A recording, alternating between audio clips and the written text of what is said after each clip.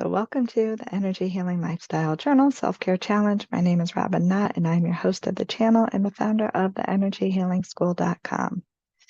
This evening, I'm going to walk you through my journaling process and share some real-life examples along the way. If you have your journal, I have mine. Come journal with me.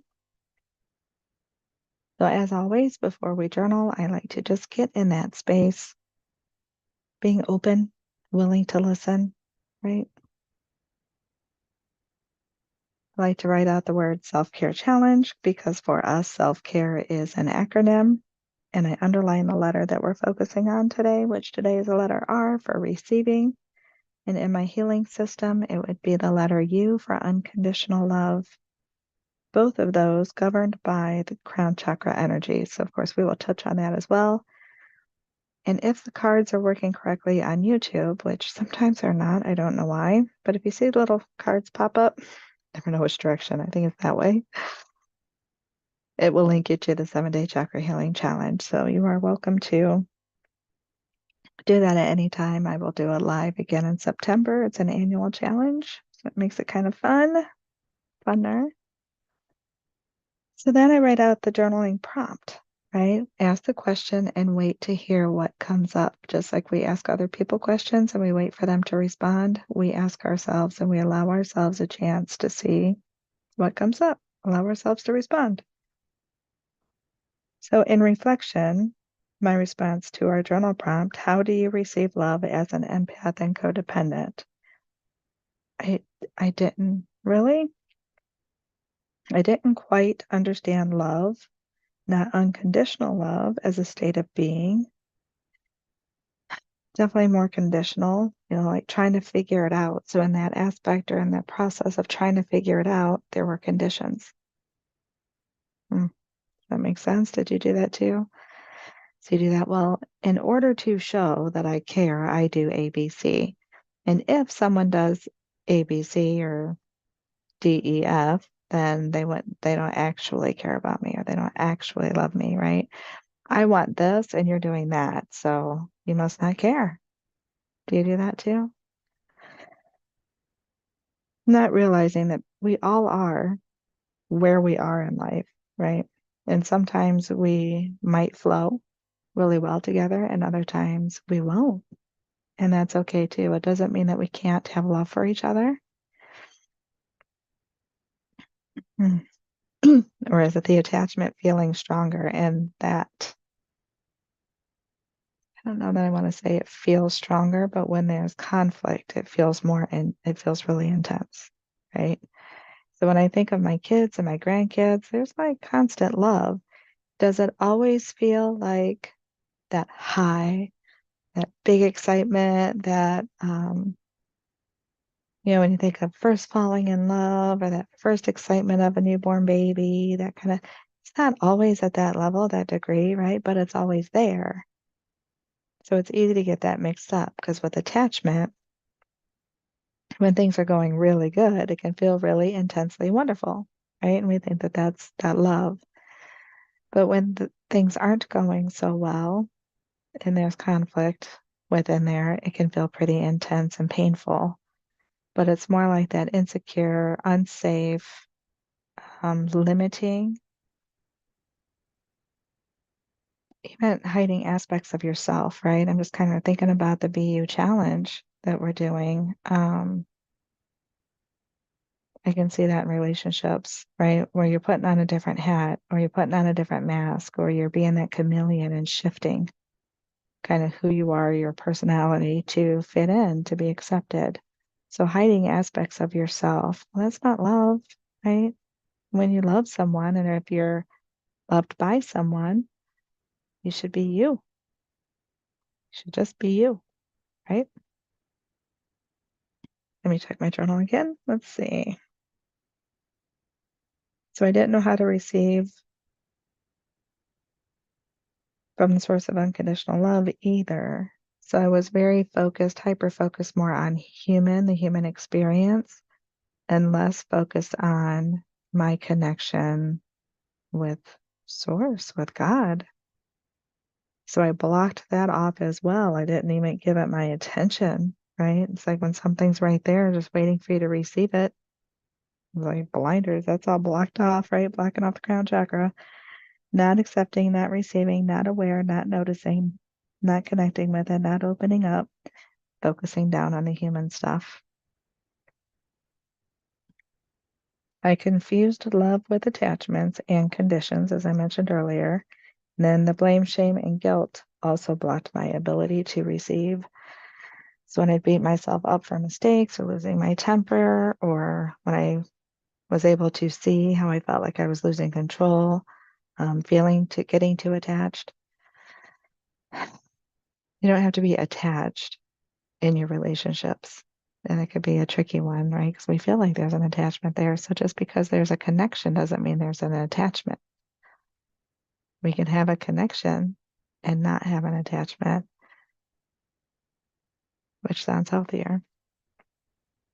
So let me take a moment. I was doing some Googling and I found this article. I didn't read the whole thing, but we'll go over some tidbits in there. I believe it's pronounced highly, highly.com. Could be hilly, but there's only one L. So I'm assuming it's highly.com.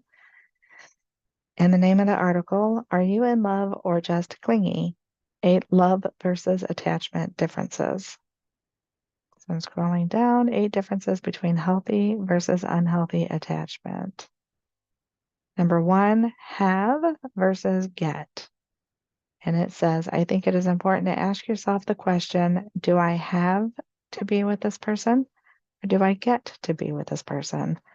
If you feel like you have to be in a relationship, perhaps it is out of an attachment issue. But if you feel like you get to be with someone and it is a privilege, you may be in love. And whether it's in love or not, it's more of the love base instead of attachment. 'Cause I'm thinking about friends, spending time with family, right? Do you feel like you get to spend time or do you feel like you have to? And that statement is by Kristen Lilla. Lilla? I think it's Lilla because there's 2 L's. I don't know. I butcher people's names and I don't mean to. Second one, love is selfless. So attachment is ego-centered. Love is an emotion and a feeling that is focused on someone else. Excuse me. Attachment, on the other hand, is very egocentric. It is based on what I need from this current relationship and what do I need to do to avoid abandonment. Excuse me. That's massive, isn't it? Excuse me. Sorry. There's more. I'm just scratching the surface just to add to our conversation for the evening. Number 3, love is about mutual trust with independence. Attachment is about control. So as couples develop mutual love, mutual trust develops too. Each partner encourages the other to follow their goals and dreams. Each partner wants the other to pursue their own interests apart from their togetherness, and they get a positive feeling about it all. They feel secure. So I mentioned that a little bit earlier. In the attachment is about control and feeling insecure, having unresolved issues, fueling that controlling behavior. Number 4, love involves passion, attachment, not so much.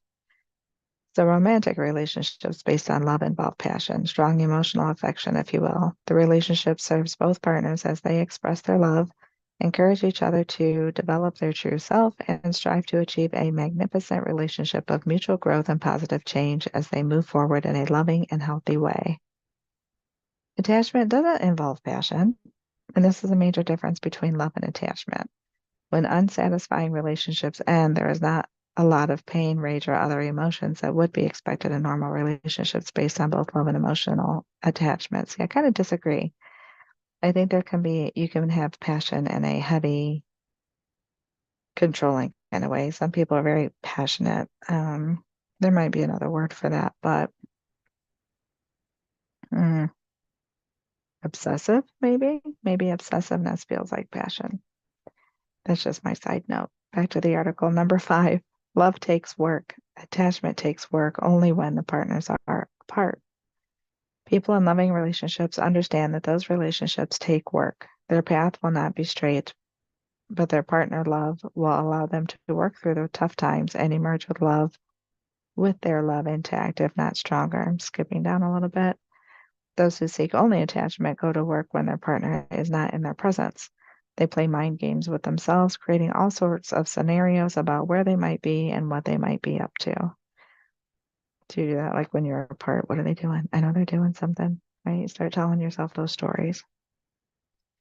Number 6, love is empowering. Attachment results in powerlessness. I think that's pretty self-explanatory. Number 7, love fosters growth. Attachment fosters stagnation. So getting stuck in that attachment, right? Don't want to grow, don't want to change, don't want anything to be different. Just got to hold on and stay secure in this moment right now. Don't move. Number 8, love is having needs. Attachment is being needy. So every one of us has needs, and we devise a number of ways to meet them. Some we satisfy all by ourselves, independent of anyone else. We also have needs that only a relationship can fill: the need to love and be loved, the need to make future plans as a partnership, the need to share our hopes, fears, goals, and values with that special someone. We also want to know about our partner's needs and how we can help to satisfy them. It's a give and take. It's that mutual, right? When the focus is only on an emotional attachment, we're only concerned with our needs. And we look for a partner who will satisfy them without our having to do a whole lot, other than be certain that our partner is present to meet our needs. It's a pretty selfish mindset and can be indicative of narcissism. And if that partner sticks around and continues to satisfy our needs, they may have relationship issues too. It's called codependency, and it really isn't healthy. Breaking those codependency patterns, right? That's okay. Those are the 8. So I just wanted to pull those in for a little extra spice in the conversation for the evening. So moving on to that crown chakra. So when the crown chakra energy is wonky, you may experience attachment issues, right? Feeling insecure in your relationships.